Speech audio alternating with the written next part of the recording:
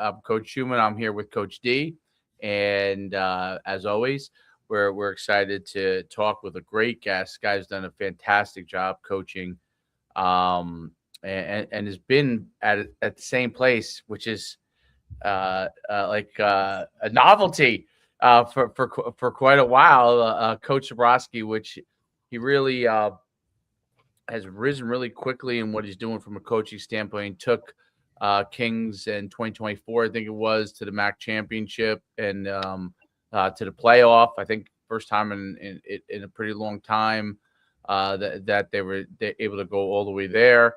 It was MAC Coach of the Year in 2024. Had a bunch of guys get all MAC. He was a guy that was a linebackers coach, a defensive coordinator there for I guess 7-8 years. Was a linebacker coach before that, and was a PA guy and really has an experience from that standpoint, coaching at the high school level there, and was a graduate of Delaware Valley College. So where I'm assuming, and I'll let him dive into it, that got his original playing there. So he has really done some amazing things. He had success as a player, not just a coach. So as a player, his team, I think at Del Val went 10-0 one of the years when he was there, and won the championship. So this is a coach who's really fast rising in the ranks and is at Kings doing a phenomenal job. So it's great to have you on, Coach. Pleasure to be on, guys. Good morning, first of all, and I'm just glad to be here. So thank you. That's great. It's really good to see what you're really doing. You've had a lot of success. If you could just kind of dive in to your whole career, your playing career and your coaching career, and some of those experiences you've had along the way. Yeah, I mean, it all starts if I go back, and I'll even go back to the high school times. I grew up in a town called Lehighton High School, Lehighton, Pennsylvania. If you ever heard of Jim Thorpe, it's the town next to Jim Thorpe. We're right at the top of the Lehigh Valley. We played in the Mountain Valley Conference back then, which is now the Lehigh Valley Conference. It's a blue collar town. You know what I mean? It's made up of factory working, coal mining workers. Big time, blue collar town. And that mindset has stuck with me all those years. I was, blessed, very, very blessed. And I mean that in every which way. I was fortunate to have, great coaches there. Coach Dave Parsons was my coach as a freshman and sophomore. And then Bill Brong was my high school head coach. He actually got me into coaching when I was done playing.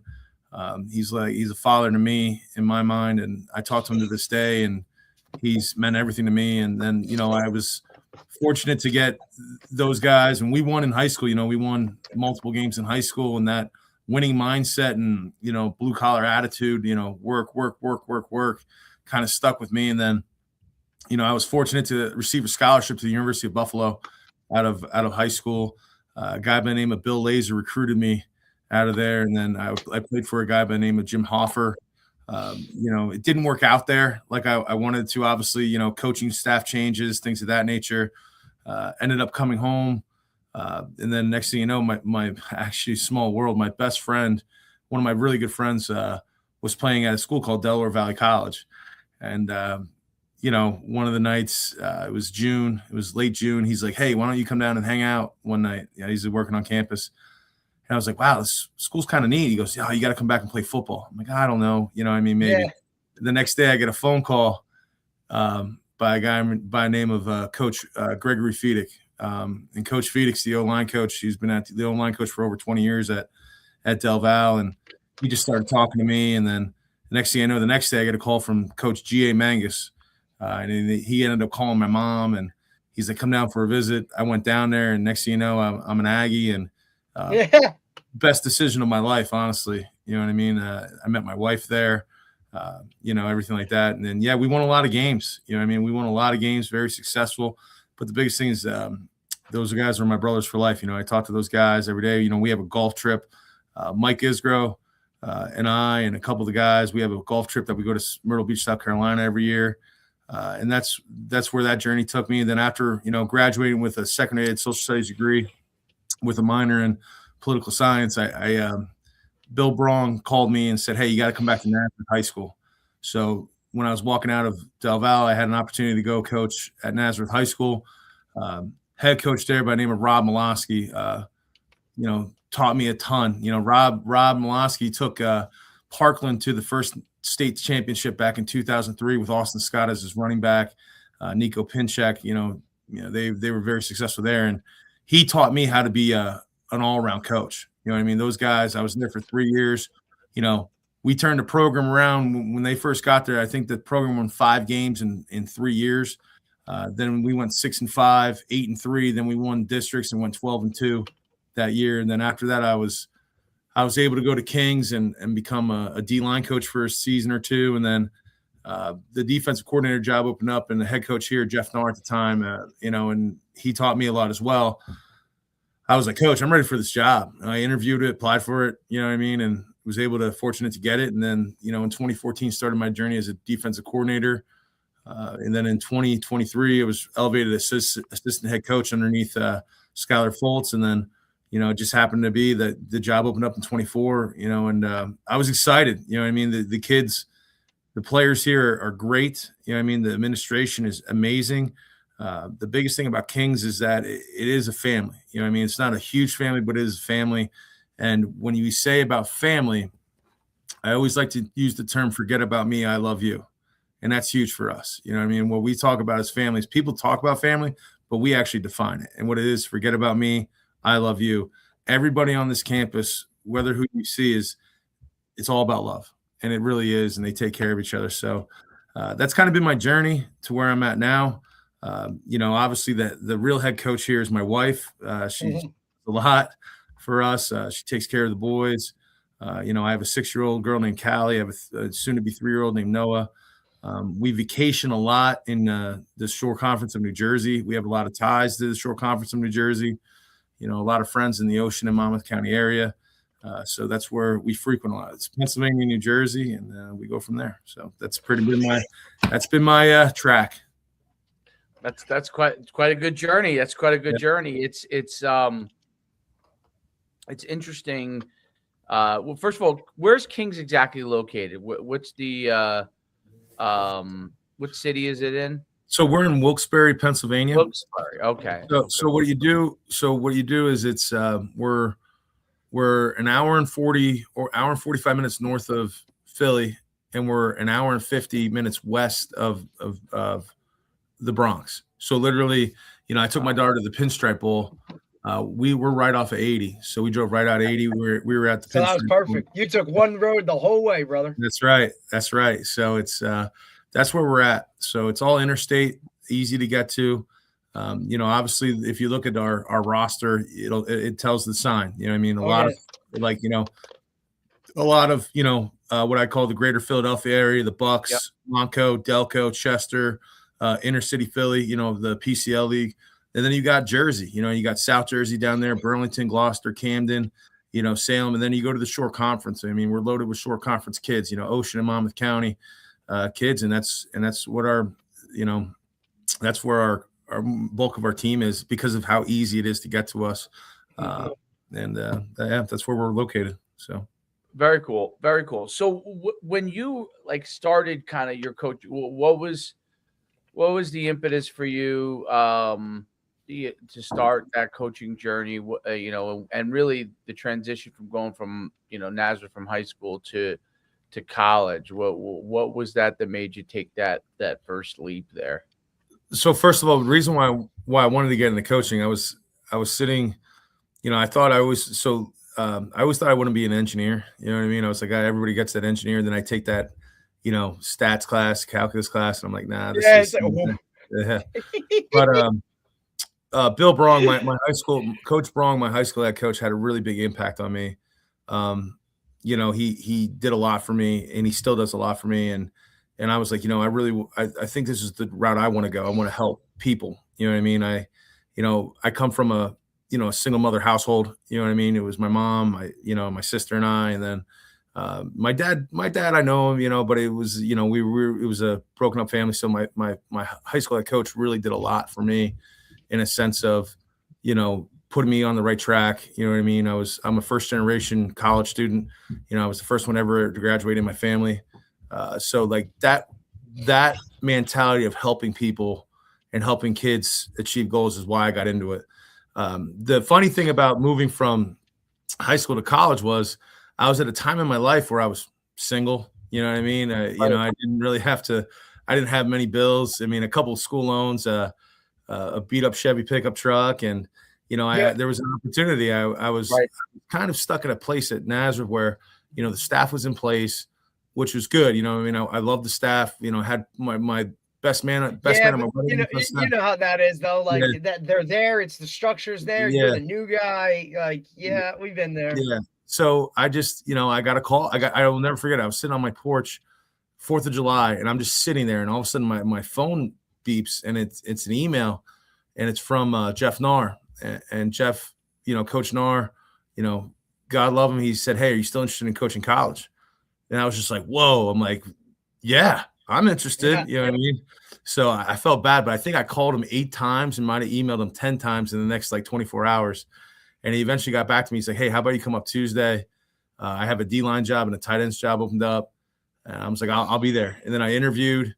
I sat in a meeting room with him and Casey Goff, who was my first DC that I worked under. And Casey's out at St. Vincent now. Great just guy. took that, right? TCNJ for a while. Yeah, Casey's, you know, great. Learned a lot underneath Casey. So long story short, he sits me down. He's like, "Hey, it's not a lot of money." You know what I mean? I'm like, "Well, how much is it?" He goes, "It's this much." I said, "Perfect. I'll be broke, but I don't care. Here we go." And that's how I got there. You know what I mean? You got to pay your dues. You know what I mean? There's nothing fancy about it. Like, trust me, ramen noodles was a main course meal some nights, and you know, the heater never went above 55. You know what I mean? And you know, I had a couple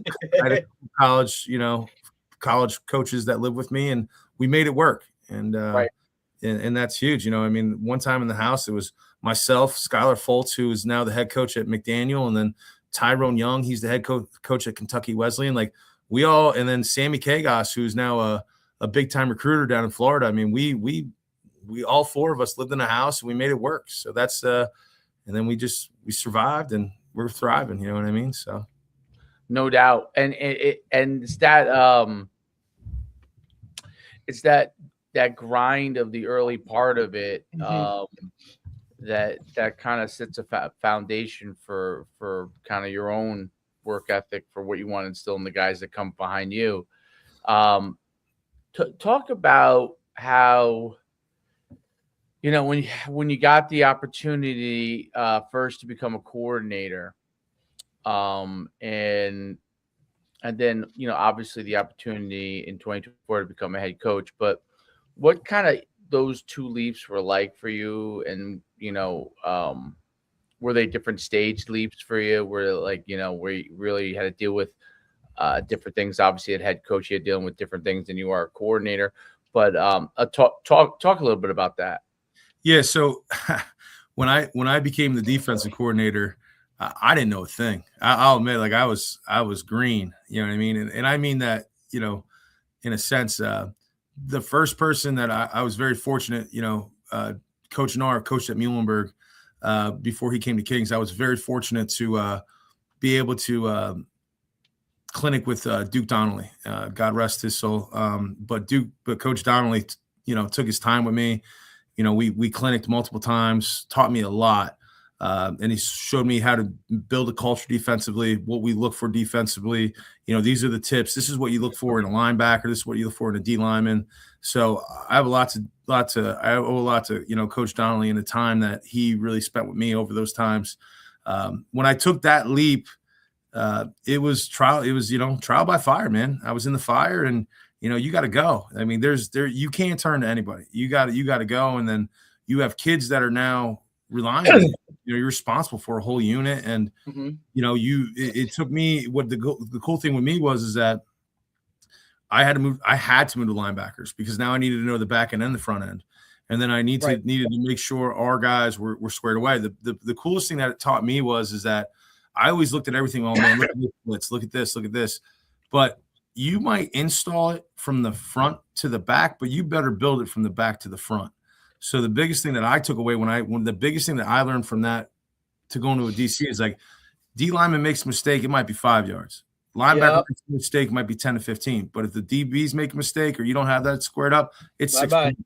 It's 6 points. So that was the biggest lesson I learned. And then, the other thing that really stuck with it was, we didn't have the fastest guys, we didn't have the biggest guys, but we had guys that could play. Like we had guys that, gave great effort. So my job was, it's not about the scheme, it's about the players. So what can they do? Don't tell me what they can't do. Tell me what they can do.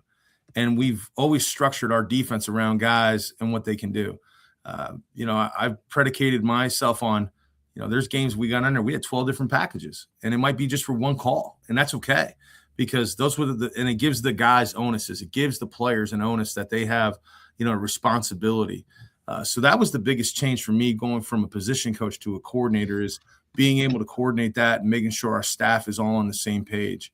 I've been blessed to have, I keep using the word blessed, but I've been very fortunate to have great, assistant coaches as well.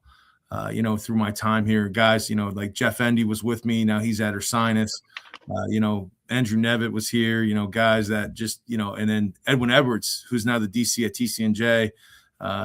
Those guys have gone through here, and Tommy Gilmore. Tommy played for me. He's now the special teams coordinator at Eastern. Chris Bantel, him and I worked together we worked there many years. He's now at Wilkes. So I've been fortunate to have quality, coaches. Another coach that was here for a little bit that really helped me even more in 2019, the spring 20, Frank Sheptock, who's now the head coach at Bloomsburg. He was here for a little bit with me. Great guy.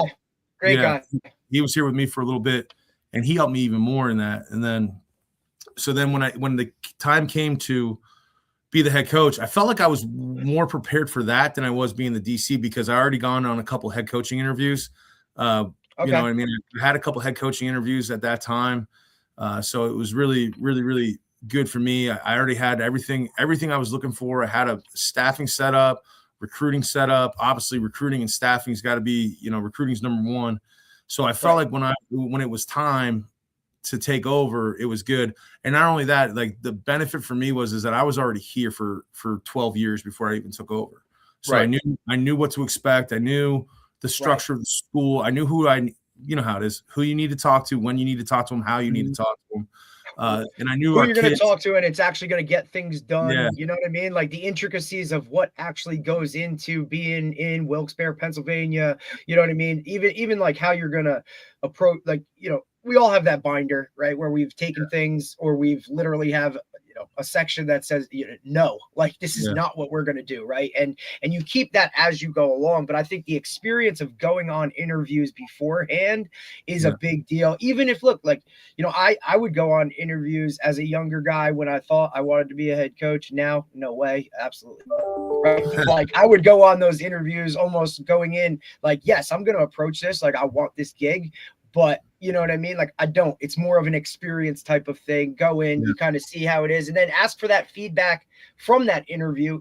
Like, hey, what wasn't right, or it wasn't the right fit. Why? Right? To get that kind of feedback. I think that stuff, that actual like boots on the ground interview process, can really aid as you move forward within it. Correct. There's no doubt. And the biggest thing that I tell coaches all the time, I always heard this before, you won't become a head coach. And everybody told me is like, you don't really know how it is till you sit in the seat. You know what I mean? They can tell you all about it, but it's true. You know what I mean? Like now for me, it's like, I never had to worry about a budget. It was just football, making making sure my kids are okay. Now, my focus is not only on that, but it's, academics. It's, how we make sure it's budget. So it's a little different of a role, but I feel like I was better prepared for that, in a sense, that jump than I was when I went from position to coordinator. So, it's been great. A lot of support here. One thing that people don't know about King's College is, we were started by the University of Notre Dame, the Congregation of Holy Cross. So we have that athletic support here. So it's been very, very good for me in a sense, is that, I can talk to the president anytime. I can talk to the VPs anytime. Everybody's very open. They want what's best for the players. Close to half of the whole college is nothing but athletes. So it's not a very big commuter school. There's a lot of kids that stay here. So it's been very comfortable. It's been a very comfortable transition, and obviously winning helps, So. Yeah, absolutely. And Kings has had, since you've really been there as an assistant, as a head coach, it's probably best run in its history, as far as from a program standpoint. And it's really had a lot of really good success and has some great years. Um, it's Division III level, what you said, that the school is made up of a lot of athletes, that especially the Pennsylvania Division IIIs. There's no doubt that's a large part of it, right? Because a lot of them are private schools, and the athletes make up the majority of the school, and that's creates a certain culture too that I think is positive, right? Because there's a lot of people that are all kind of pulling in that same direction, and looking to do similar type of things, which is really cool. Talk about like how you generated kind of what your philosophy is. You talked about family early on in the beginning, like what is your focus as a head coach with your program. And then we'll get to talk a little recruiting after that, because that kind of leads into my next question. But yeah, talk about that part of it. Yeah. So the biggest thing, like I go back to, is family, and you're going to have schools that talk about family, but can they define it? Can they show it? Is it can you show it? And the biggest thing for me is that, with that being said, is that, my guys were, Easter this past year, I had 15 guys at my house. I mean, my wife and my daughters are always, my daughters are always at practice. Now she's in school, so now she's mad that she can't come to every walkthrough on Friday. But the other thing is, it's just about being 1-0 every day. The biggest thing I tell coaches all the time is, don't ask your players to do something you're not willing to do yourself. You know what I mean? And even with your staff. So I talk about being 1-0. That's all we talk about. 1-0. I don't focus on tomorrow. We focus on right now. We focus on what we got to do today to be the best version of ourselves and be the best that we can. So, like, perfect example, I'll go through a day with you. If I have a 9 o'clock class, well, I'm up at 7:30 and I'm in the cafe at 8 a.m. getting a good meal. That's being 1-0. Coach, I'm struggling in math a little bit, communicating. That's being 1-0. You got to be able to communicate. The biggest thing for young males today is, can they communicate? So we got to work on that. We have to teach how to communicate. That's being 1-0. Hey, I have a 3 o'clock lift. I better make sure I get a good protein shake in me beforehand. I'm making sure I got the right shoes, everything. That's being 1-0. You got me? It's all about being 1-0. Hey, I got study hall at 6:30 tonight. I need to make sure I have everything good. That's being 1-0. All we talk about is little opportunities just to be 1-0. And then when you go to bed at night, 9:30, 10 o'clock, it resets the next day. See, the thing is that if you focus on 10 games, you're not going to win one of them. You got to focus on the minute little details, and that's all we talk about. The biggest thing you talk about at King's College is they're all about being 1-0. That's it. I mean, and the biggest thing is that, does it sound super simplistic? Yes, but let it be simplistic, right? Because that's what success is. You know what I mean? If you're gonna look at our success just as the end result, I said that's a problem. You know what I mean? I always look at the process. You know what I mean? Where is it in the process? And if you're not having great results, there's a break in the process. Where is that at in the process where the breakdown is? So it's all about process. One of the things that I find funny is, we don't really have this, but if I hear a parent said, well, you're pretty tough on them. Well, that's not really fair. You know what I mean? That's not fair. We have a standard here at Kings that we live by. Okay. And we try to strive we strive every single day to live by that standard. Okay. And the standard is to be 1-0. You got me? And these guys, they're all about it. And that's why we've been successful. You got me? If a kid talks to me about Thursday and it's Tuesday, I don't want to hear about it. Let's talk about today. What do we got to do today? So we literally are process driven in everything we do. And that's the standard we live by. Let's work the process. And as long as you work the process, everything will be all right. Recruiting wise, how does that then shape what you're trying to get? Because obviously today's recruiting is vastly different from just even 5-10 years ago, right? Well, 2 years ago, it's vastly different from. So talk about what your recruiting kind of, I don't know if it's philosophy, but what your focus is, and what are you looking to do? Are you heavy high school? Is there a mix of transfer? Do you pick and choose and certain things? Like what do you kind of focus on from that standpoint? So it goes back to the old, it goes back to the process mindset. You know what I mean? I really love developing kids. You know what I mean? And that's the biggest thing today is I believe in transformational, not transactional. Right. One of the biggest things for me is that, when I sit down with parents and I tell them, like, look, I was like, we're going to develop your son in every way. We're going to develop him mentally, physically, emotionally, and in the classroom. Okay. So when you come, we always say this, when they come in as an 18-year-old freshman, they're a boy. When they leave, they're going to be a man. So when I recruit guys, I look for guys that, can I develop them? Like, what's their ceiling like? I'll give you a perfect example is, our first team all conference, all region D lineman, Xander Murray. He's out of Southern Regional. He's a Waretown, New Jersey kid. He was underdeveloped. He's taller kid, but played linebacker. Had a little hip, a little tight in the hips, but man, we saw everything there. We saw everything that we needed there. So he comes in, we develop his body, gets in with Coach Ross. We call it BBR, built by Ross, man. Our strength coach has got him cranked up. You know what I mean? Then we were able to develop him. Now he's an all-conference D lineman. And that's what I look for in recruits. I will say this, Kings isn't for everybody, but most of the guys love it here. And it's not a building. It's not a facility. It's the mindset, that blue collar, mindset.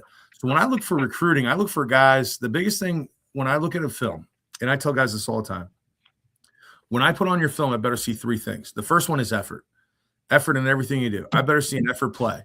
I want to see effort. The second thing is I want to see something selfless, and one of the things that I really look for is there a special teams clip on a senior film? Because how many seniors in high school, I don't want to do special teams, right? Well, are you a team guy? You know what I mean? So I always look for a special teams clip. Or is he throwing a block? Or is he doing something that's selfless for the team? And the last thing, Coach, I look for guys having fun, man. I want to see the hooting and hollering. I want to see the celebrations. I want to see if somebody's making a play. There better be other guys, celebrating with them, because that's what you need, all right? Because football's hard. College football is very hard. It doesn't matter if it's Division I or Division III. It is a grind, okay? So you got to be able to have fun and get through that process. So when I look for recruits, you better give great effort, you better be selfless, and you better be having fun. We can take care of the rest. We can teach you how to tackle. We can teach you how to make a block. We can teach you how to catch. We can teach you how to do certain things. You got to bring those three things, and that's what I look for. And then I also rely on the head coaches a lot. I'm not a big Twitter guy, never been a Twitter guy. I don't really like to recruit off of Twitter. I call the head coaches. A perfect example, when I go – I call it the Parkway line. I give Coach Donahue a call. What do you got at Southern? Tell me about him. Before I even ask about anything else, I ask about character. Tell me about work ethic. Tell me about leadership skills. Tell me about, is he coachable? You know what I mean? Tell me about how many absences he has. These are all questions I ask before I even go up the line. You got me? Then I'll ask about grades, to make sure it's affordable. Every single coach I talk to asks that, you know what I mean? And then I'm honest with the kids. I go into high schools and, hey, where are the other guys at? We're not meeting with them today. So I rely on the head coaches because I feel the high school head coaches are the ones that worked with them to know if they're ready to go or not. Not just off of, there's a kid that can have a great highlight, but if he's not coachable, if he's not built in, if he's missing too many classes, if he doesn't have great character, if he's selfish, he's never going to make it. So I want guys that can make it, because at the end of the day is, we won the conference. You look at our roster, 31 of them were seniors. You know what I mean? So we developed all those guys, and you had time. So they got to be able to be guys that can be team oriented. You know what I mean? So I know I'm kind of long winded there, but that's what I look for. That's what I look for in a recruit, man. I want those kind of guys. You know what I mean? Do you bring in transfers at all, or you stay heavily focused on high school? We will bring in a transfer, but I'm mostly heavily on high school. One of the things is, we had a transfer, we brought in a transfer, Brian Kelly, he came in, but he understood it. You know what I mean? He was a senior. We had a major that he wanted that his other school didn't have. Right. So it's very far and few in between. We will listen, you know what I mean? But I'm more focused on the guys here. I want to water the grass where my feet are. I still believe, yes, I know, to me, I think it's very concerning to me about how the transfer portal is working and how people do it. To me, it's a very transactional time. Right. And I talk about, and I tell parents all the time, like, listen, I'm going to develop your sons in more ways than not. And I still believe that's where success is, because one of the things that I won't do is, you come in the fall and you didn't have a spring with us. You weren't grinding with the guys. There's something to be said, Coach, about grinding with your guys when the struggle is real and it's 6 a.m. on a Friday and it's heavy leg day Friday. And then, Coach Ross has got you doing wall sits with 45-pound plates. Who can I count on 4th and goal at the 1? There's something to be said about that. You know what I mean? And so transfer wise, we'll listen, we'll look here and there, but I still believe, develop the guys, because your best players are guys that you develop through the system. Do you deal with when you go and recruit at the high school level? Do you go in there and have you found that, some of the Division III coaches that we've talked with, and some very successful, have found that like part of the process is like, hey, this is what we are, this is what our program is about, because a lot of times they find themselves in a little bit of an uphill battle, so they want to make sure they get the right fit because they're an uphill battle in the sense that if a kid's going to end up going to Division III, they're all obviously falling to Division III in their mind, right? So as opposed to like the majority of them don't say, hey, I'm going to be a Division III guy. And part of that is because of the transfer portal, especially at the higher levels, right? You're getting a better opportunity, a better player at the Division III level now. But some of those kids still, their head, it hasn't all changed over yet. It's not 6-7 years in, it's 2-3 years in where there's still that mindset where they came through from high school where there was going to be this large amount of opportunity potentially that's changed at the higher levels, right? So you have an opportunity for a better player. How do you kind of do you see it, first of all? Do you see that at all with any of the players you talk with, or and how do you kind of shape that mindset if there's a kid that has a lot of questions about that kind of stuff? So here's the biggest thing is I tell people this all the time, and I think this is key. One of the questions that parents, and I hope a lot of parents and players are listening to you, they don't ask like, Coach, how do you plan on developing me? Like, what's my development look like? You know what I mean? Like, how do you plan on, getting the best out of me? Instead of saying, hey, I want to play right away. Well, is that really the best for you? Hey, Coach, I'm a Division II guy. I'm an FCS guy. Is that really the best for you? Are they going to develop you the right way? Like, those are the questions I ask every parent. Like, are they even going to know your kid's on the roster? Yeah. I tell every parent this. I sit down, every parent that walks on my campus, I sit down with their sons and I sit there and say, this is the plan for you.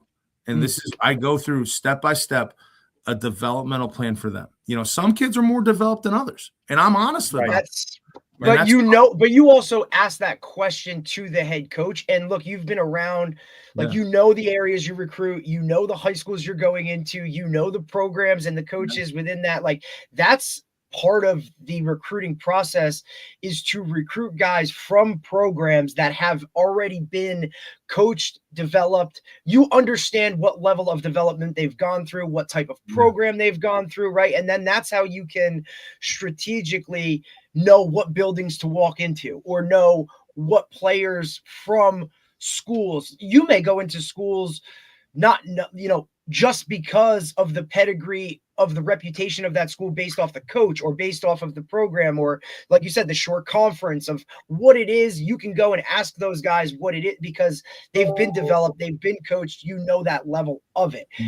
That's a different level of recruiting that I don't think a lot of parents understand. They just think because they've played in high school or they've had some success or they've done whatever, that everybody is developed on a certain level. And that's just not the case. It's the reason that even, if you don't have a player potentially for college, that a coach comes into your building, right? Like, they still make that stop knowing most likely there's going to be someone within that building sooner or later that is on the level that I want to get. Or I can ask that coach about maybe a kid that played against him, and he's going to give me great feedback on, what you saw that kid, right? So I think that is a key factor when it comes to recruiting, that not every kid is developed the same, and you're all not going to start. I mean, look at any freshman class that you bring in.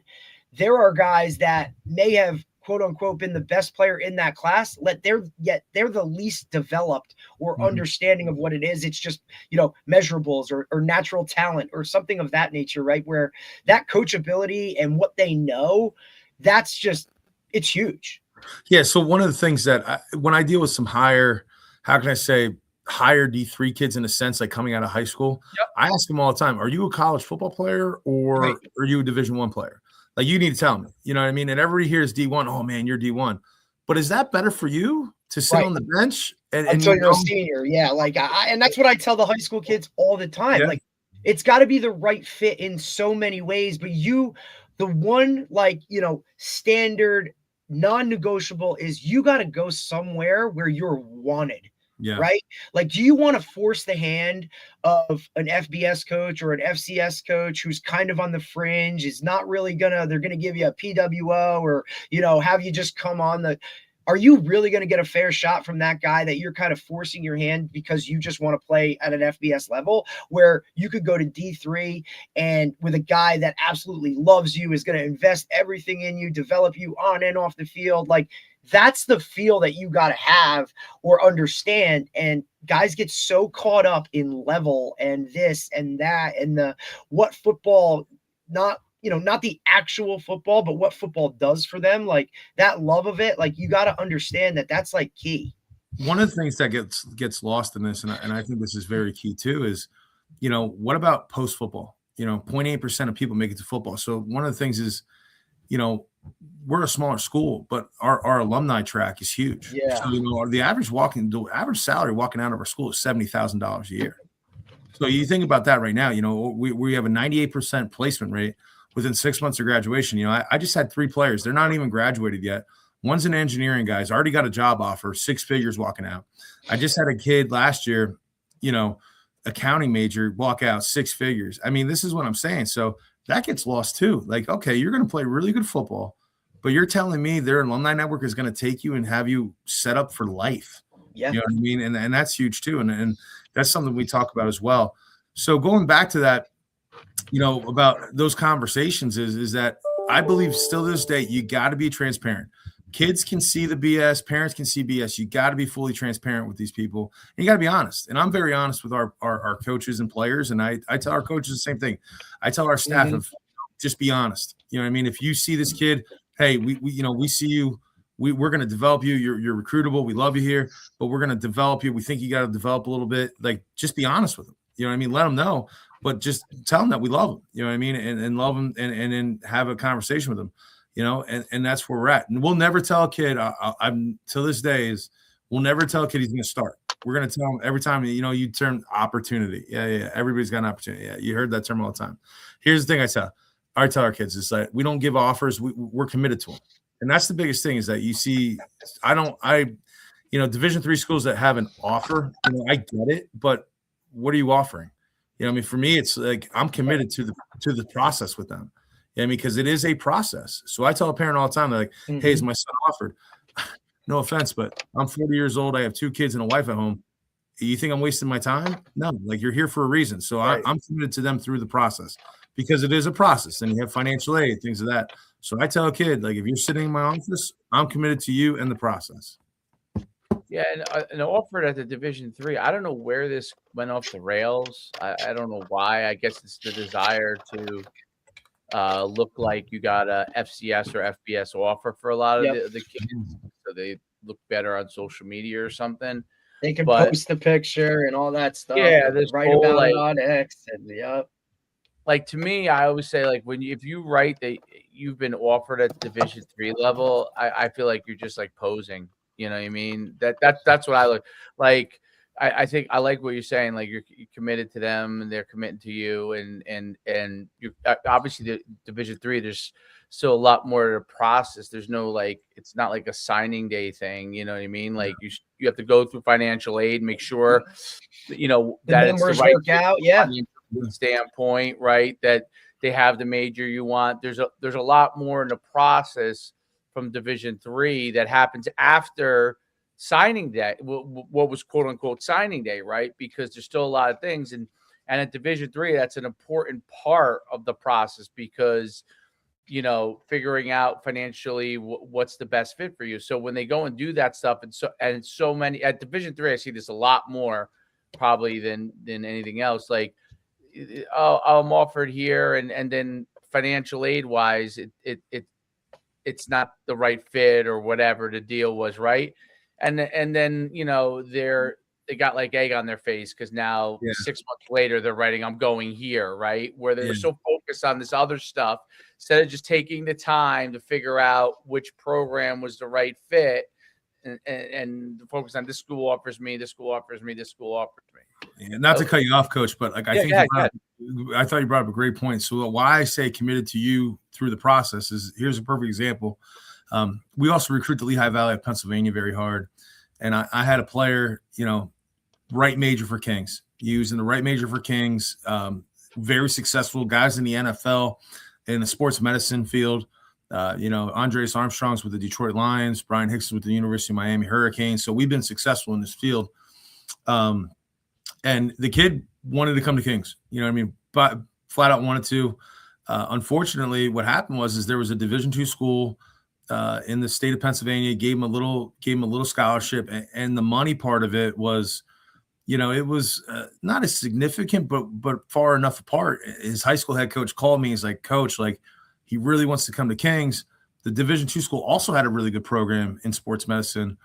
I called the kid straight out and I said, listen, man, we love you, but it is in your best interest to go to that other school. And I told the kid straight out, and he's going to be a great player. He's going to be, but that's why I say an offer to me, I'm more committed to the player instead of, you're offered to come to Kings. No, I'm committed to you personally. And that's what I mean by that. And that's where it derives from, is an example like that, where I have a kid who, in all intents and purposes, if I was a scummy car salesman, man, come here, pay the extra.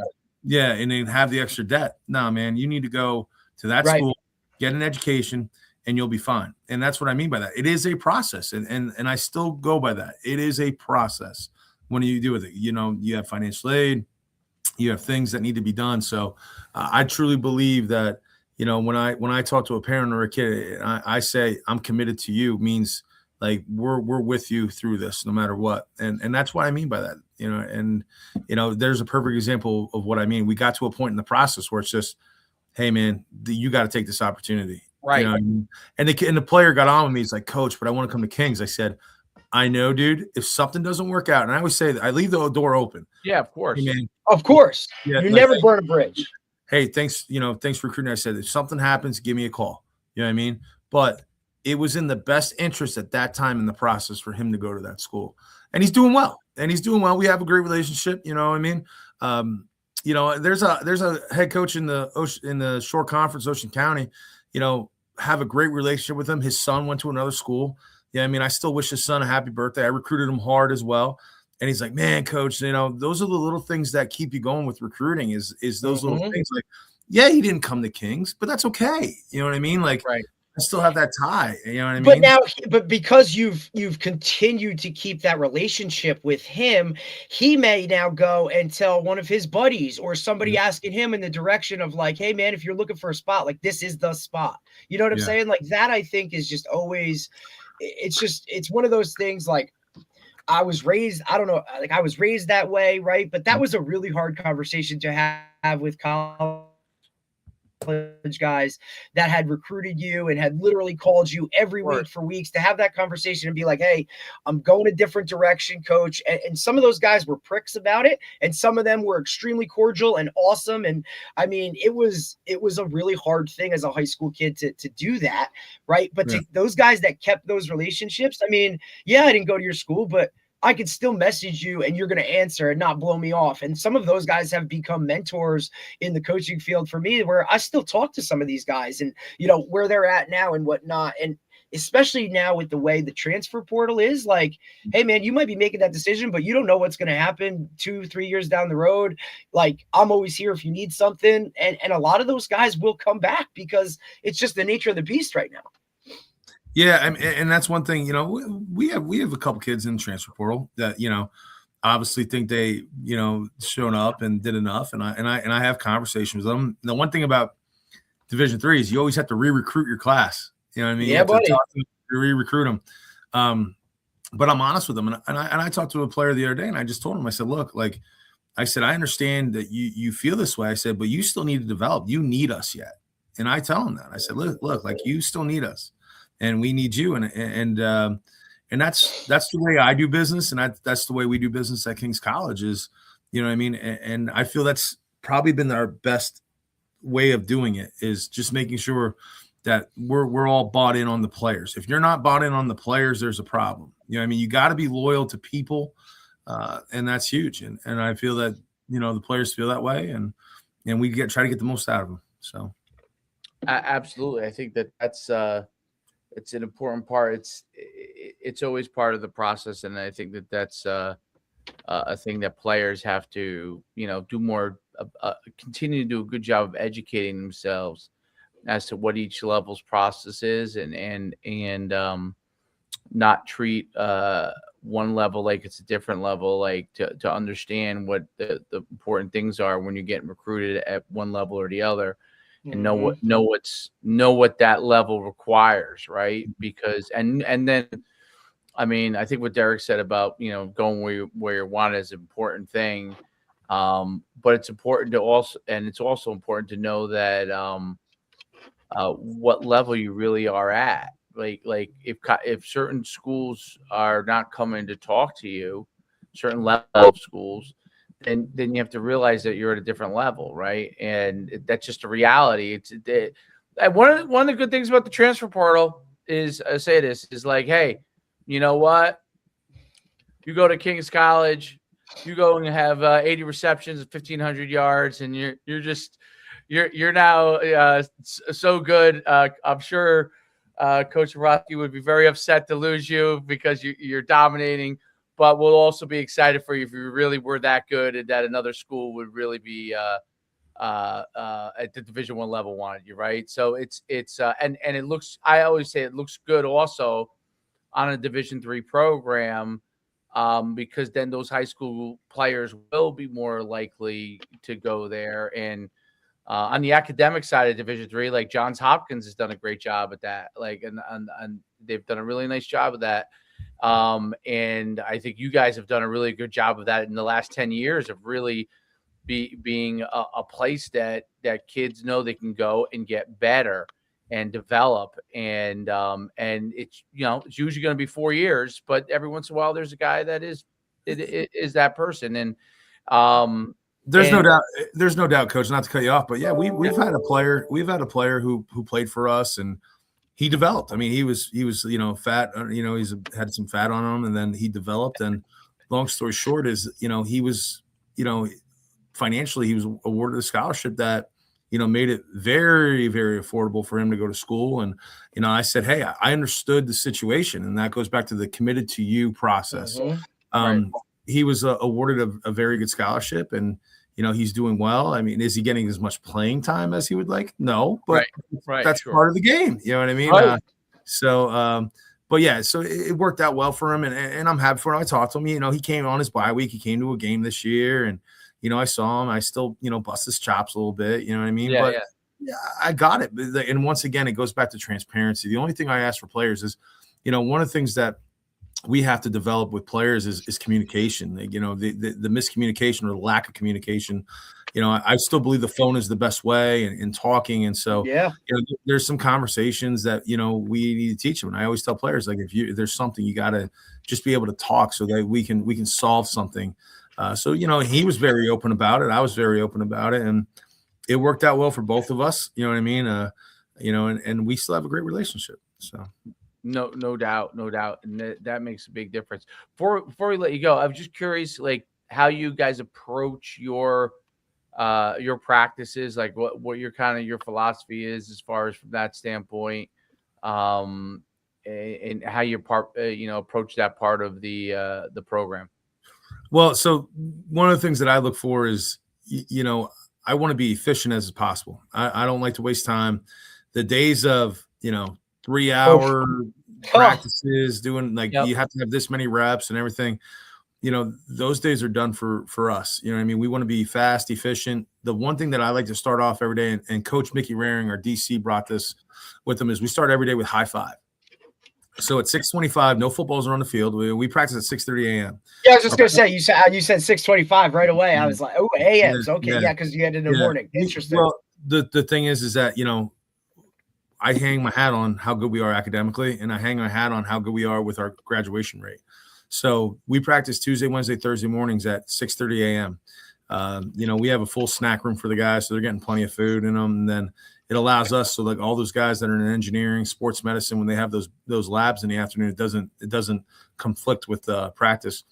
So 6:25, man, we do a high five with your group. So every day it's just high five. Like they get the guys like, hey, we'll talk about practice, what we're expecting, what periods we got, and just to get the guys moving. And it also allows our coaches to see kind of mentally where the players are that morning.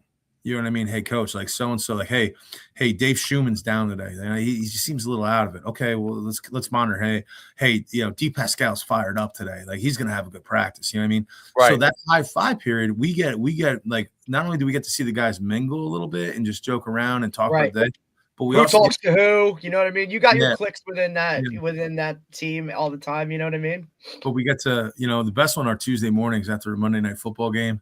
We got a couple Jets fans on our team, poor guys. You know what I mean? Yeah, so we like to, those poor guys, or when the Yankees lost, that was, the Phillies guys are giving it to the Yankee fans, and then Phillies lose, the Yankee guys are giving it to them. So it's just that camaraderie, that first 5 minutes. And then we go right into a huge stretch, you know what I mean? Full stretch. Fire them up, get going. And then the biggest thing I start with is some sort of competition drill, something, you know what I mean? I like to take, the big orange cut balls that we have, like they have to push it against each other, one-on-ones.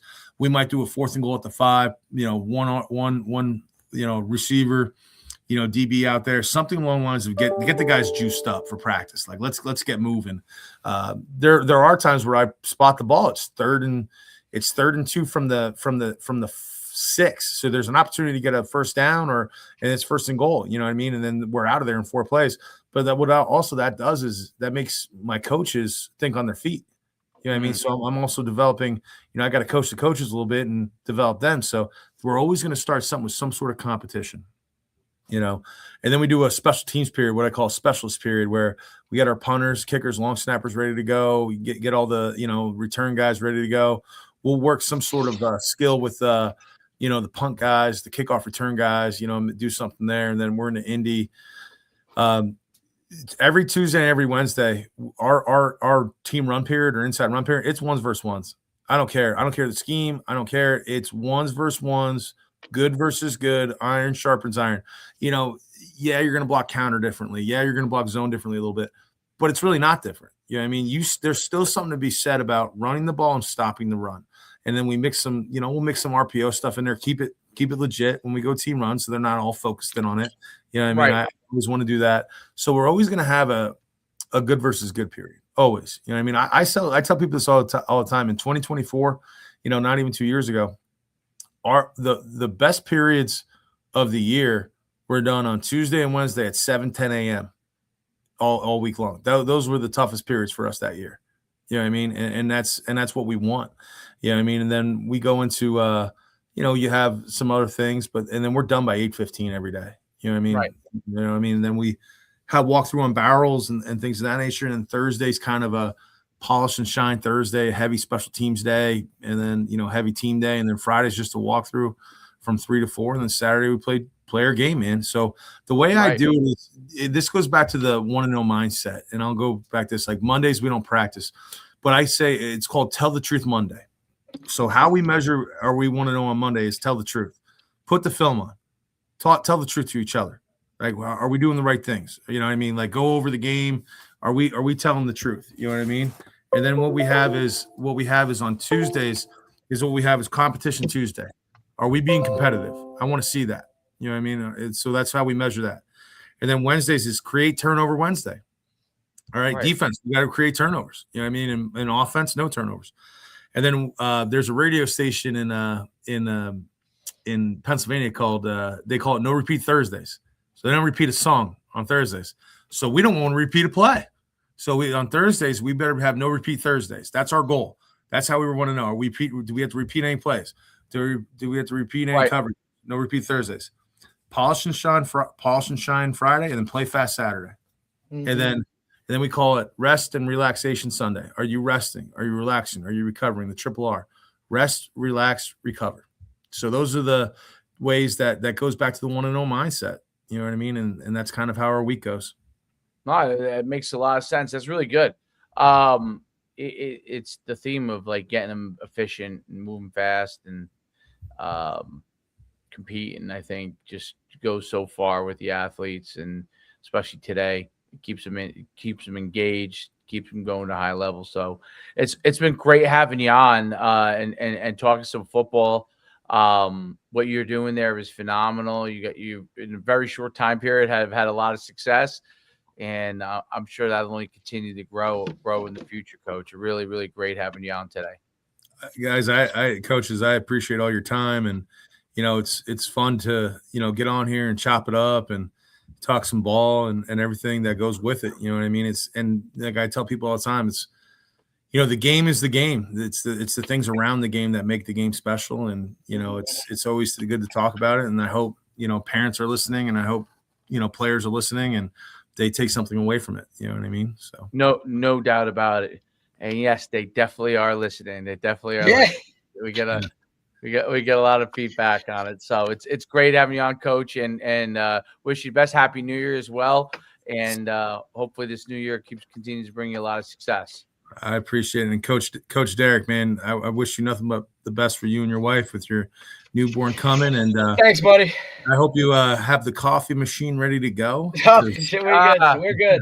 Talk about no sleep every day of the week, right? Like, that's the focus. But I appreciate you taking the time, buddy. It's always good to talk to you when I see you on the road. It's just you've built something. You continue to build something off of what that foundation is, and like I said, it's always a great opportunity to sit down and talk with you, buddy. So I appreciate you taking the time. Absolutely. When I stop back into the Ocean County area, man, we'll hit up and we'll talk some more. That's it, buddy. You let me know. What we can do. So, all right. So appreciate it, gentlemen. Have a great day. Thanks, buddy. We'll talk soon. All right. See you, man. Coach. See you. That was great. Good stuff. Very good stuff. Yeah, man, he's got it's a niche, you know what I mean? Like, it's got to be a niche for those types of places, right? Especially for what it is, where it is. Look, I've sent players there. They love it. Like, not just himself. Like, they love the school. They love how it's close-knit and sports matter, right? It's a good academic school. It's not so far off the beaten path, you know what I mean? Where guys, it's easily accessible and for what it is. But for what he's done in a short period of time, when it comes to like the actual winning of games and that type of stuff, like this, like you said, this is the best run Kings has ever had. And it's, you can see why. It's like, I love that, like, what he touched on, like, it's about us, like, you know what I mean? It's not about bringing in transfers. Like, we're still going to develop and take guys from, take guys from freshman year to senior year. You know what I'm saying? Like, and we've heard a couple guys when it comes to that. I think Division 3, each place is different. So 100% where you need that will work. There are places probably that it wouldn't work as well. It really depends on what your school is like. Obviously there are places where you're going to have more transfers than others, but right. And you're going to build your program from that too. So it's interesting though. It's interesting to see the different places and what works for them. Or how guys want to approach it. You know what I mean? Like, it's that too. Like, he's a cut and dry, no bullshit type of yeah. What it is. I'm going to sit down with this guy. I'm going to tell you exactly what it is. If that's not what you're looking for, all right, then you know what I mean? Like, we'll go our own ways. And look, if something ever changes, let me know. You know what I mean? Like, he ain't trying to sell shit. It is what it is. And like, either come here and, get developed and work and get better. And, here's what we have to offer. They lay it out.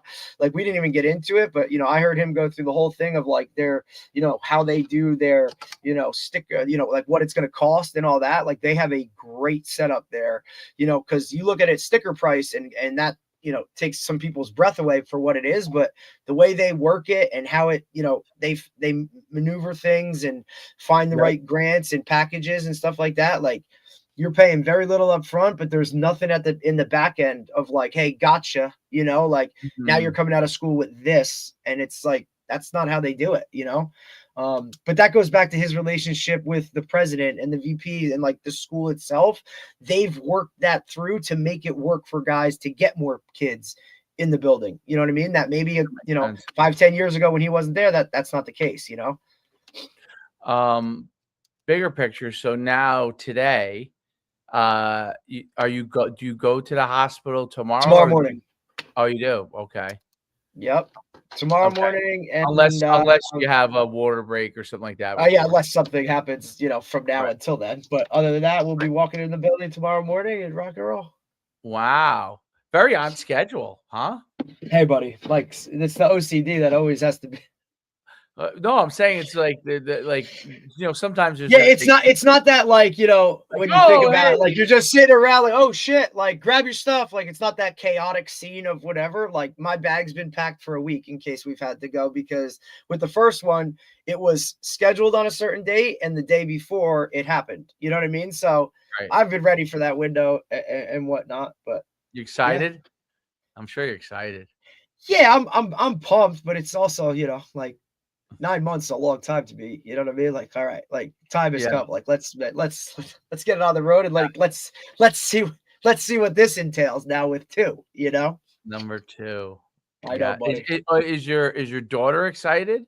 She's juiced, right? Like, and now I think she grasps it somewhat, but I don't think she really gets it. You know what I mean? She's 2.5, so she's changing dolls and saying, "Mommy, I'm gonna help when Carter comes and whatever," and like she gets Carter.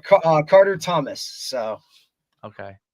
Look, another part that's like planned out, ready any to go. Significance to that? Any significance? Thomas is my father-in-law's name. So Avery has my middle name, right? Which obviously goes back to my grandfather. That was his name, Ray. So Avery got my side, right? Carter will get her side a little bit. That way, how the Carter, that. That way nobody's pissed off. That way nobody's pissed. Carter was just one that we like. Name you like. Yeah, right. Like that. Like if Avery was a boy, it would have been Carter. So. Okay. The wife gets happy she's happy because she gets the name she wants, and I'm good with it. Whatever. Good. We'll rock. Whatever makes this thing as smooth as possible. But whatever makes it smooth. For whatever can be defined as smooth in a very not smooth process of what it is, because we know how healthcare works. But it'll be interesting. Last one was a summer baby. This one's a winter baby. Jersey Shore Medical or right in Red Bank. Oh, you're going to Red Bank. You're going up here. Run right on the water, buddy. I mean, listen, it's like they have a great what is that? I don't know. Whatever. Yeah, I know you're talking about the wing, the baby department or whatever that is right. Like it's a whole, you know what I mean? And she's comfortable with it because that's where her doctors work out of. It's the same doctor that delivered Avery, so there's a lot of familiarity. And that's where Avery was too. Yeah, Avery was there too. So it's a nice setup. They do a really good job. So that is cool, man. Amen, buddy. Excited. That's exciting. It's wild. It's wild.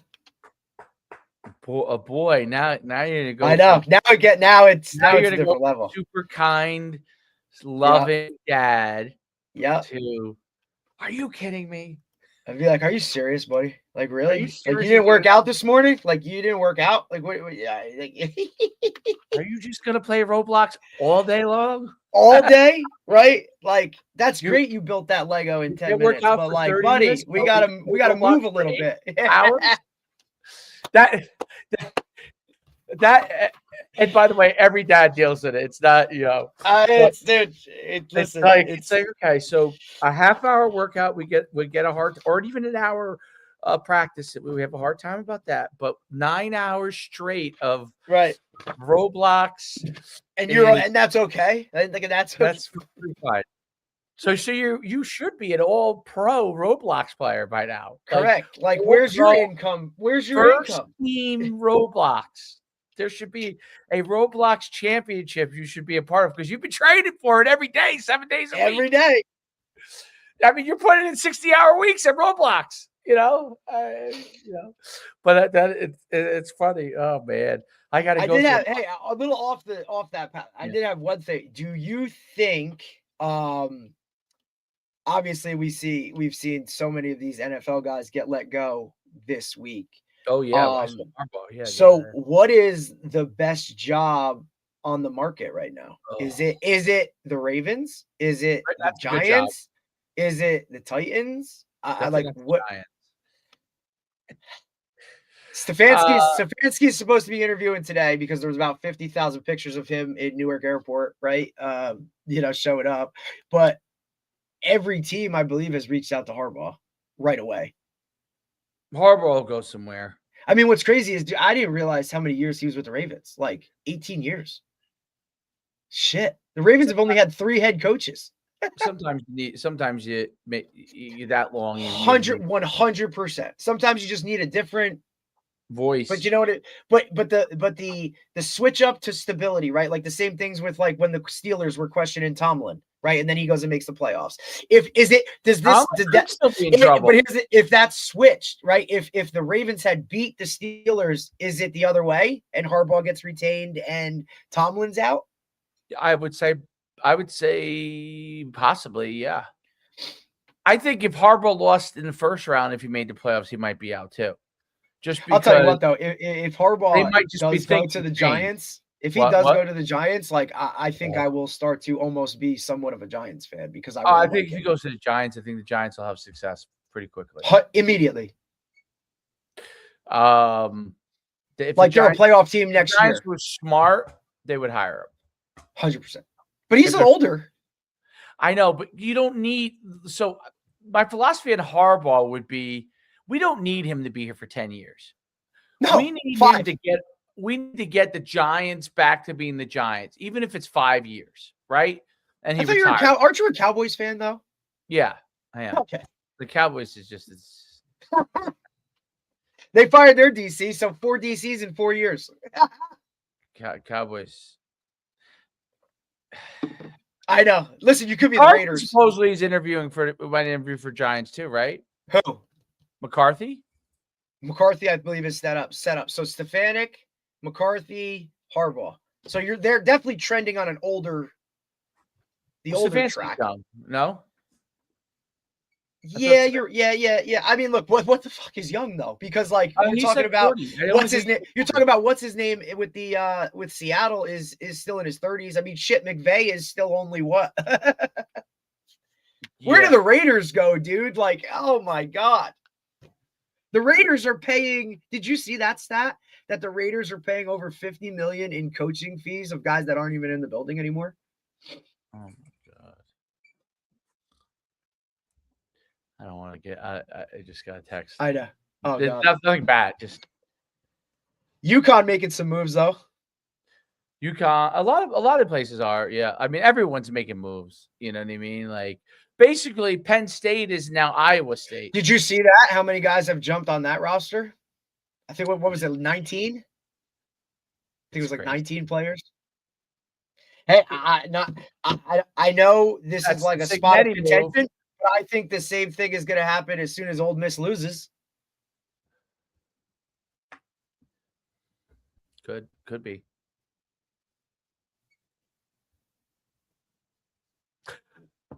Ole Miss, LSU. Yeah. I don't know. Yeah, I mean it depends. World. It's a wild world, dude. Kyle, it is a wild world, Dave. Like from coaches movement to player movement to NFL to NC, like to college. I mean, we're still playing college football, by the way. Like, there's still games left. Like, we still have a quarter. We still have a semifinal game and a national championship. You know, like, this is still all happening. While I would love to see how staffs are handling, like, the real behind the scenes of hosting transfers for visits right now, teams back on campus getting starting winter workouts. Like, if you're one of those 4 teams still playing, how are you juggling and managing all of that schedule? Like, what do you do? Like, how much is game prep? Like, is it still in season mode? I think this is why now, like, you have so many guys on staff. Hey, these guys are handling recruiting. These guys are coaching. These guys are handling, like, man, I'm telling you, if you don't have those, like, those other staff guys to handle all that shit, dude, like, holy hell, I can't even imagine. Plus, you have staff turnover. What if you're like a new guy in the building? Like, oh, okay, here we go. He said it's literally it's high paid youth sports. You got the third, the third string center is pissed because he's not getting paid what his buddy's getting paid. Like, they're gone. Go talk to the GM. I mean, shoot, people now reclass in high school, people reclass when they're younger, but then they get to reclass again in college because you can stay there forever. So you could get like a double. You just go JUCO, practice and not count, and have reclass forever, and then start whatever. How about so? I'll reference this because it's local. Not that I care. Within the short conference. So Jalen Matthews, right, offensive lineman, portal. He's leaving Florida State, and this is after he had already been to Rutgers. He left Rutgers in season. He left Rutgers in August, and now he's going to leave Florida State. And I don't know how much truth it is, but or whatever it is, because you just hear things to hear things. But did he play at Florida State this year? I don't think he played. I don't even think he played. But I hear his landing spots are possibly Texas A&M or Mississippi State. So originally committed to Penn State, never got there, decommitted, committed to Rutgers, on campus for a week, 2 weeks, leaves, plays a season or goes through a season at Florida State, portal, and now still has an opportunity to go to an SEC school from the ACC. Linemen have a lot of cards if they're linemen have, and this is what they might have the most cards. I've been trying, unless you're, I would say 100% in agreement, unless you're the highest of the high level QBs, the QBs, right? The QBs kind of have some leverage, but I think offensive linemen, really good if they're really, I guess QBs. It depends. I think numbers wise, like money has tremendous leverage. They have all the leverage.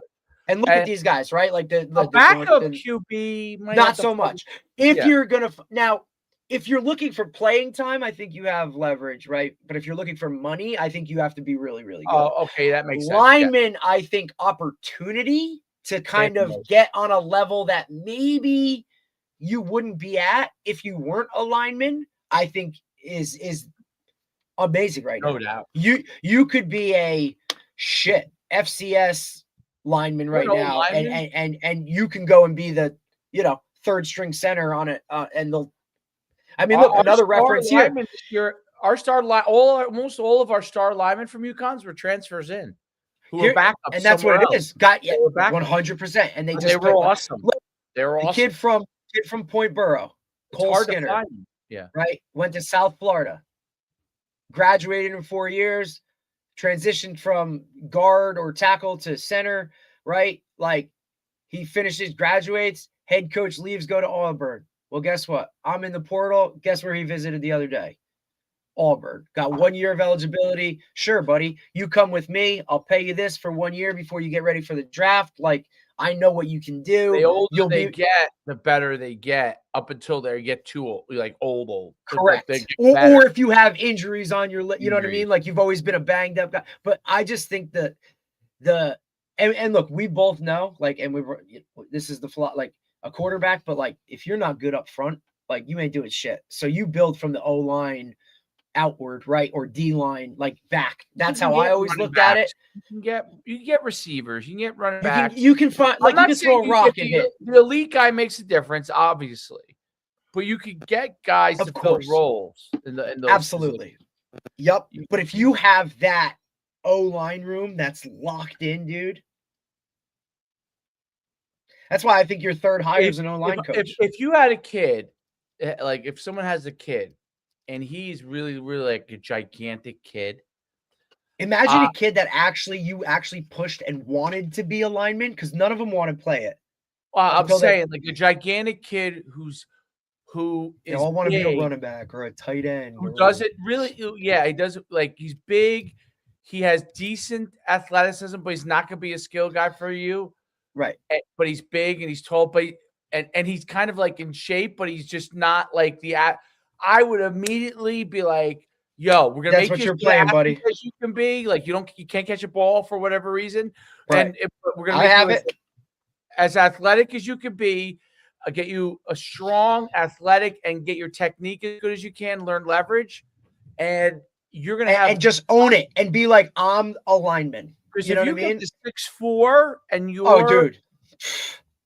you're put together pretty good, you know. Fair at best. Like, you can your guy, as long as you can they'll move. get you where you need to be, as long as you can move. And with that goes back to my thing is, like, take any big kid that just got terrible hands, right? But he's not a bad athlete, but he, like, as soon as you see him and he's like, I want to be a tight end, and the ball hits him in the face. And so, like, yeah, you could develop him, I get it.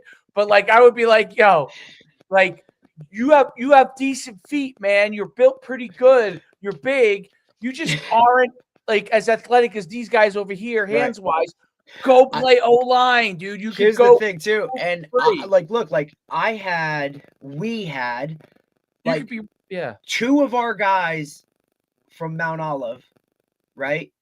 Both division, I think tight end too. I think both Division I college linemen, right? Recruited because they were the starting center in basketball. You know what I mean? Like, right. That's why they got offers, not because, like, they saw a big body, and then they like. I know his parents, and he used to go to St. Leo's. He's in 6th grade. And his parent, I'm sure they're not like from the football realm of it, but the mother's like 6'1", the father's like 6'2", 6'3". The kid is 6 feet already at 6th grade. And now maybe he's going to be extremely, extremely tall. Then I would say, okay, play basketball, no doubt. But I just know those guys played basketball because they were athletic, dude. You know what I'm saying? And then this kid, the college coach coming, we couldn't stop him. But not a football guy? No, because he doesn't come from a football background. But we couldn't stop him, and he's I'm telling you, like, he's not just tall. Like, I was surprised because I hadn't seen him in 2 years. He transferred out. He was big, dude. Like, not like big, like heavy. Like, no. Like, strong. Like, my head just kept going. You know what? Unless if he's 6'10", okay, I get it. If he ends up, well, he might be. He's already 6 feet in 6th grade, right? So maybe he is going to be. Yeah, because 6 feet in 6th grade. That's 6'4" is Oh, hell yeah. That's really tall. So maybe he is going to be that tall, and then he should be a basketball guy. But I in my head immediately is like, if this kid just caps out at like 6'6", like, he should 100%. He would be the greatest left tackle because he moves good. He moves, like, you know what I'm saying? And he's got hands because he can catch the ball. You know what I mean? Like, those guys have hands. He had hands, dude. Like, he had hands. So I was shocked because a couple of years ago when he was a younger kid, he was kind of like he was trying to find his niche. You know what I'm saying? Yeah. Which a lot of those guys do. And it's just. But he looked awesome. And he was angry.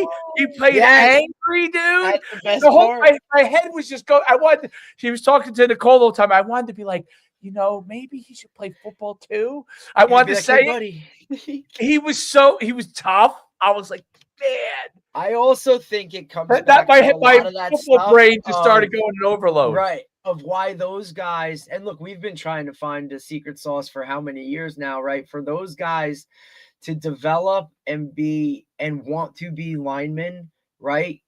It's hard because, they don't have flag or 7-on-7 of lineman stuff. They can go do those things, but then they want to be a skill guy because you're catching the ball, you're having fun, right? Like there needs to be some off-season thing for linemen to do. I'm trying to push that. Buddy, I'm just saying, like, it's just there's no like you can't. I don't. It's just it's the secret sauce, dude. Like they need something to be like, hey, I get to go right. You can only do so much. It's like, oh, we're training, but it's like, dude, you're in shorts and a t-shirt, or you're only hitting a bag, or you're just lifting, and it's like you can do a one-on-one competition or a big man competition, but like, what is that? It's not the same as a 7-on-7 tournament or a flag league or something. Like it's just damn. It's like, what can we do?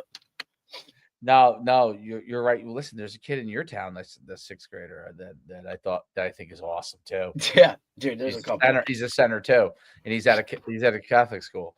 Yeah, well, listen, if they're tracking that way, like, but 100%.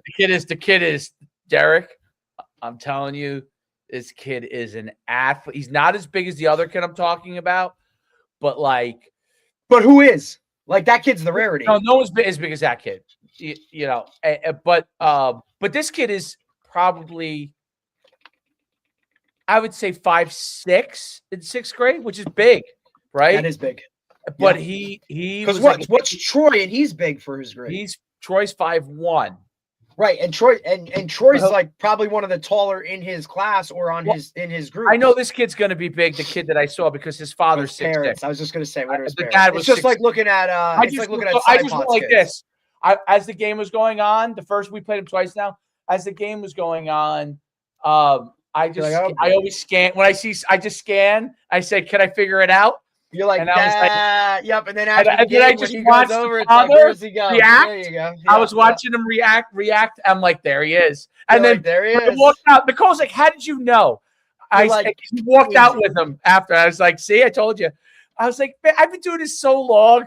I looked at his face. I looked at the father's face, and I'm like, who else is producing that kid? Right. Not that many people are producing that kid, right? Like it's just like if you saw my kid come running over next to me, you'd be like, oh yeah, I can see that. Yeah, you're like, yeah, I get it. Oh, Raheem Morris is interviewing for the Giants too. Because he played at Hofstra. Yeah, I think he's an Irvington guy. Did I play against him in college, or was he a little bit after, maybe? But this would be his 3rd head coaching gig, right? Because wasn't he was young with the Bucks. You know who else might get let go? Todd Bowles. See, I always think Tampa's a great job because it's just Florida. I always think Tampa's a great spot. I think that's what makes it a harder job. I also think that's what makes Miami a hard job. Miami, I mean, look, Miami said I just read an article today. They reached out to Harbaugh, and McDaniel's still the head coach.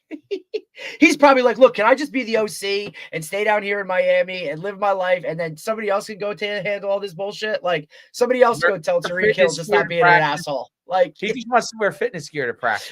He just wants to wear athleisure. What do you call it? Athleisure. Athleisure. He loves the athleisure, dude. He's the athleisure with the like the capri pants, right? That are like way too short, like just chilling. He just wants short. I bought 3 of those because I wanted to see. Like, I got them cheap on a TikTok shop. Yeah, and I was like, I want to see what this stuff is like. You know, I like it.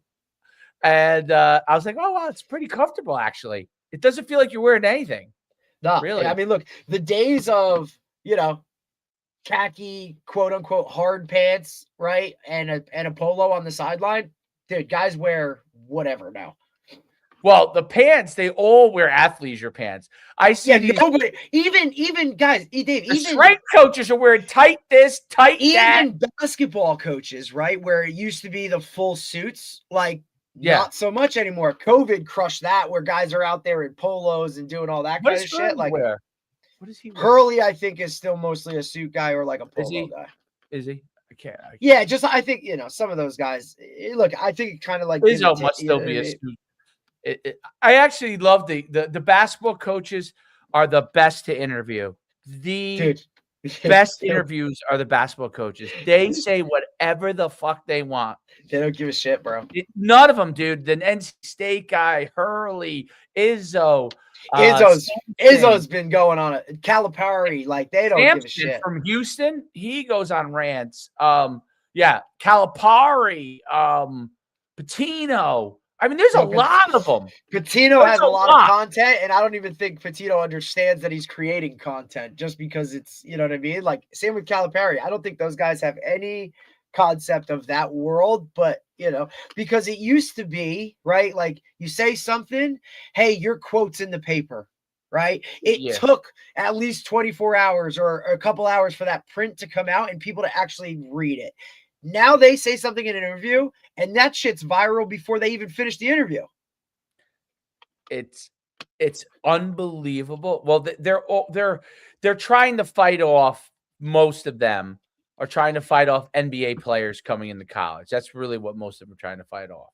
That's their first move. It's less the transfer portal. It's more we don't want, because for the most part, I mean, you look at Pitino, he's openly come out and said, I'll never recruit another high school kid ever. Like done. Like I'm just gonna go to the portal and pay. And I'm gonna pay guys, and we're done. Like, not that basketball hasn't been paying guys since, you know, O'Bannon with UCLA in 96 or whatever it was. You know what I mean? Like, the movie Blue Chips was made for a reason. Like, you know what I'm saying, dude? Like, so that's been a whole different thing. But like, it is what it is, man. Like, it is what it is. It's crazy though. It is a freaking wild. They are world. my favorite. Like, once you get in that algorithm, when you start to watch something. Oh, now I'm in the basketball coach's algorithm for some reason because I love their quotes and I watch them all.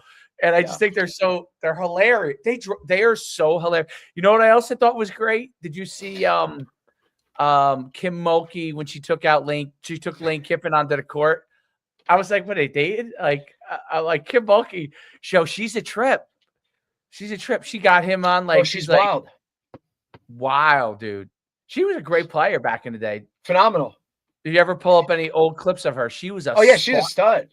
Did you also see that the guy Josh Niblett, who used to be the head coach at Hoover, was at Gainesville, is now he resigned, he stepped down, and he's going to coach with Dion in Colorado? It's like his OC or just as a position coach, I guess. I don't know. There wasn't specification of what he's going to do, but you know, people are like, really and then the guy from Grayson is now going to go take the Gainesville job, and people are like, well, why would he do that? Well, Josh Niblett was making 175. Wow. And apparently the guy at Grayson was making 70. So yeah, but it's like, okay. Dion has been laying low lately. Yeah, I think something's up medically. You haven't heard like anything. I think he's sicker than he leads on, and like I think he's got some stuff going on, and I don't know. I just think, look, remember, everything dies out, right? When it's a shiny new penny, it's this. Everything he does is whatever. Now it's kind of like, is this going to work? I don't really. Has he had how much success has he really had? Like, how much longer is he going to like do it or go into it? Turns out that obviously Shedeur and Travis were that good. And I know 100%. And I know like they got like Colorado got a new athletic director. You know what I mean? They did. Oh, yeah. I didn't know that. Yeah, that could be that could change things. Definitely. I mean, we've seen that happen firsthand. What happens when an AD hires you and then another AD comes in? Because everybody just has their own, like, right. They want their own people with their own mindset of what they want when they take in the job. And very few of them want to deal with someone that is not on board with them per se. Right. It's not their guy. It just makes everything harder.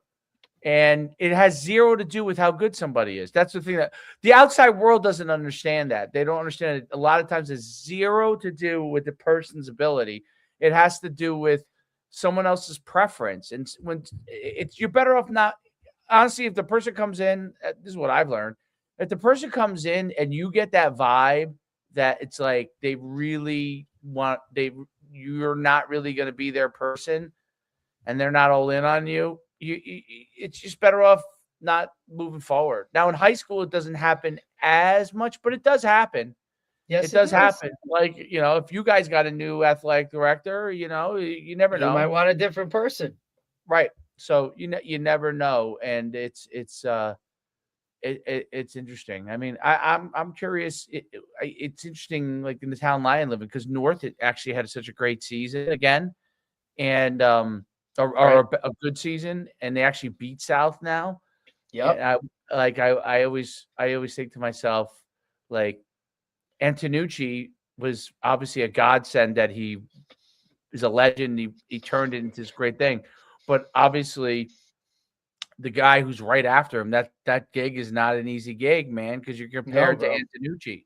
You're not all the time. It's like taking It's like taking Penn State after Joe Pa, or Florida State after Bobby Bowden, or you know what I mean? Like, it's very hard. DeBoer after Saban, like shit, dude. Like, yeah, yes, you could be very good and still have a lot of issues. So, but yeah, it's I'm curious on all that kind of stuff. But I also see, like, I heard I don't know if it's true, but I heard like Vienna is going to try and do what RBC has with St. James. They're going to try and start like a youth. They're trying. Yeah, that's what I heard. I don't know if it's actually going to happen. See, I think I think that is a lot harder when you don't have like I always reference Pope John, because they have a 7th and 8th grade middle school already there, right? Like, there's Pope John Middle School. Vienna has one, doesn't it? Don't they? I don't think Vienna does it. No, that school. No, it might be a school that sends most of their kids there. Okay. But it's not like Pope John Middle School is like Pope John on Pope John campus. You know what I'm saying? Like, it's next. Although that hasn't really helped them. Well, yeah, but I'm saying it's wise. But I think when you, but I know what you're saying, continuity, right? Like, yeah, it's just like, it's like when you look at the programs in Texas where the middle school is attached to the high school, or whatever that is, that you're running the same shit, you're doing the same shit, the same. Buddy, Parochial's so tough hard. In that, like, you could have that there, but people still have aspirations. 100%. And so and people are still going to recruit them. They don't care what school they're at. So you could have them in your feeder forever, and somebody offers them a better situation, and it really doesn't matter, right? Like, now if a kid is on the fence, I think it definitely helps. I mean, going to that school all the way through, and they could take it or leave it. These other places, they're coming to you. Like, so correct. I think you might get the program. I think you'll get a lot more of the program kid from there. Right. Yes. I don't know that you're getting all of your. You might get lucky once in a while, get stars from that. Right. I don't think you'll get that consistently. I think you're going to get your program guys, which is not a bad thing. It's not definitely not, because you can win a lot of games with those kids. You win a lot of games with your program guys. You're going to win. You'll probably have less issues. You will. You're still going to have to go get a superstar from somewhere. But always Jimmy's and Joe's, buddy. Yeah, unless they. I mean, shit. We just talked to a Division III coach who literally said we base everything we do around our players. Right. That's why we have 12 different packages on defense. Oh, that's a lot. That is a lot of packages. That is. But cool. All right, buddy. All right, man. I'll keep you up to date. I'll let you know. Thanks, buddy. I'll talk to you. Yeah, we don't have to. No, we're good for the rest of the week. We're off the rest of the week because I kind of did that. I structured it a little bit like that. Yep. Next week, like we said, we wanted to hit Georgia Miller on a monthly basis. So she's going to be like the second Tuesday of every month. So she'll be back on. And then we have I have a couple booked for next week too. So we'll be back rocking and rolling, next week. What was I going to say? Next week, you're going to have to just have coffee next to you at all times. Hey, man. Derek, you there? Yeah, I'm good. Wouldn't be the first time I fell asleep on a freaking Zoom or a podcast. The night ones, I have fallen asleep. Depends on how, like, if I got enough sleep the night before, I'm okay. That's like I was talking to Wilson, Chad yesterday after we got off, like, hey man, come back on or whatever. Obviously now with like draft prep, like his mornings and days are like booked. I'm like, we could do a night one, buddy. I said, but night ones get a little wild. He's like, we'll make it work, bro. Like whatever it is, Night ones get better. The best viewership, only because I know that we do that Rebel one at night. And that one's viewership is now part of it is obviously there's so much stuff going on in politics. So like as by the way, as crazy, and I've never known it until I started doing political shows, as crazy as sports is, and sports is crazy. Like all these things happen. I first, when we first started the politics stuff, I was like, I don't think we're going to have enough every week. That's going to be interesting. Dude, we don't have enough time. Like it's crazy. All the things between that go on every week. I until I really started paying attention to it, like I would have, I obviously always paid attention to it, but not like more casually, right? And I was like, I'm just amazed at like how many things happen. So now I now know why, like the two by far most popular things on any TV network are sports and politics. That's it. 100%. I really understand it now because it literally, it's the reality shows used to be popular, but what happened in reality shows is they were really staged.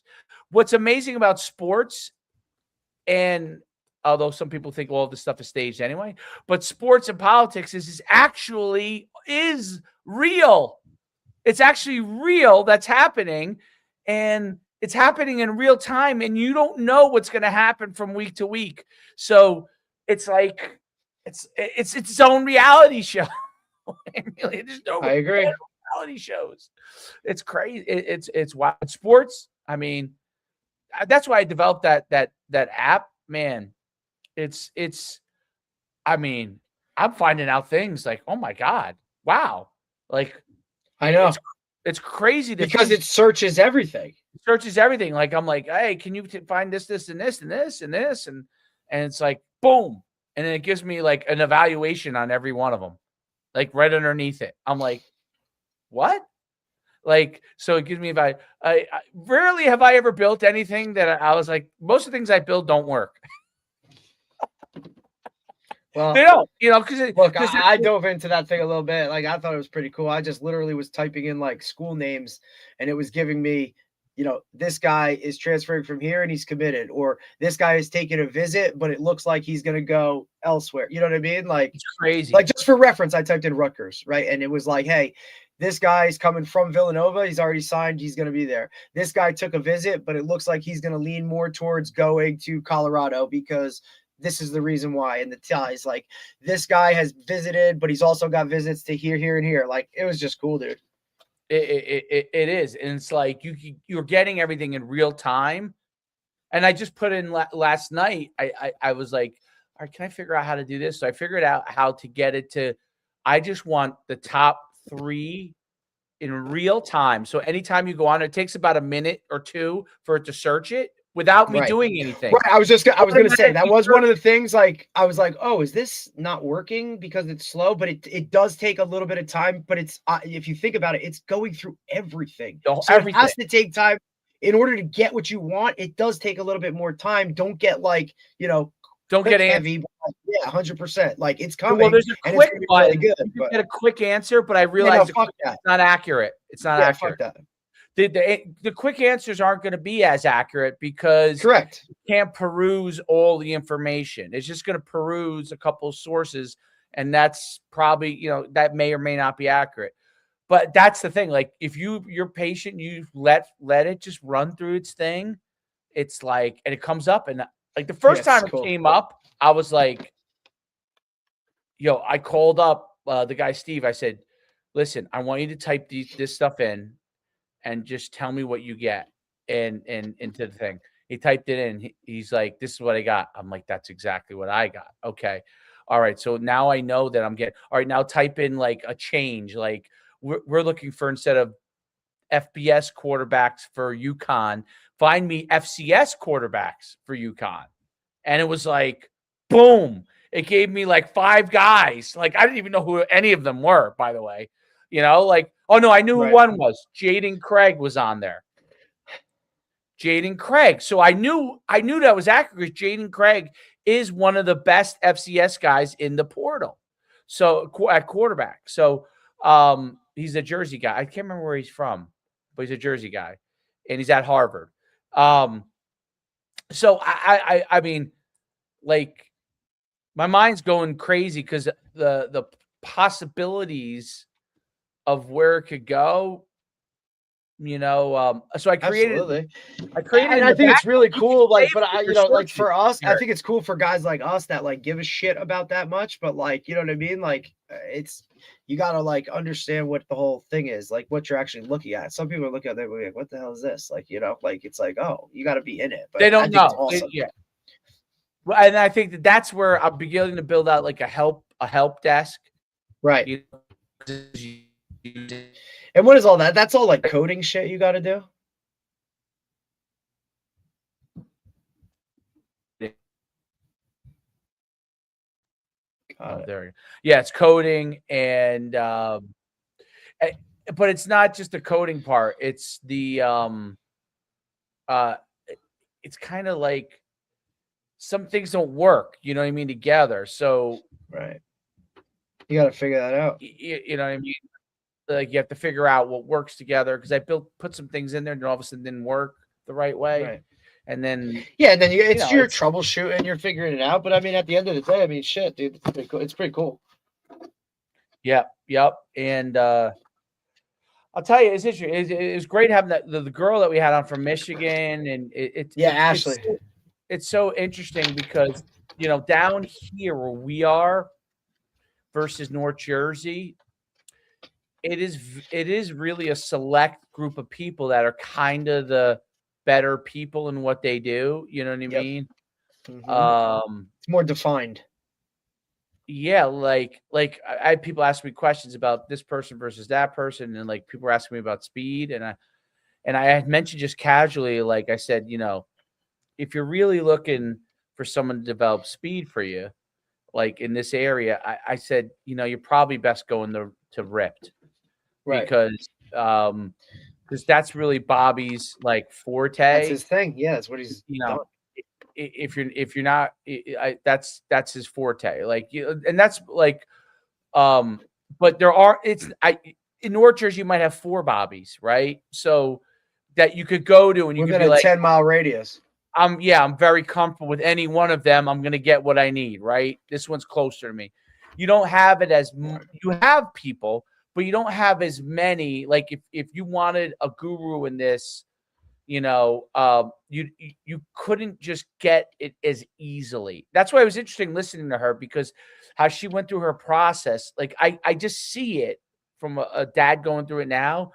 How her parents, I could see how her parents are like, okay, yeah, you know, we could try here and here, and here are kind of the select places that you're going to have to go through to get what you need down here. Not that there aren't great, there are, the people are great that do it, but it's, you don't have, the population's not as big, so you don't have 4 or 5 times as many. You know, it's very interesting, but anyway, all right, buddy. I'll keep you in the loop. You got it, brother. Later. See you, man. And good luck. Thanks, buddy. You'll do great. Game day. Game day. Later. Later.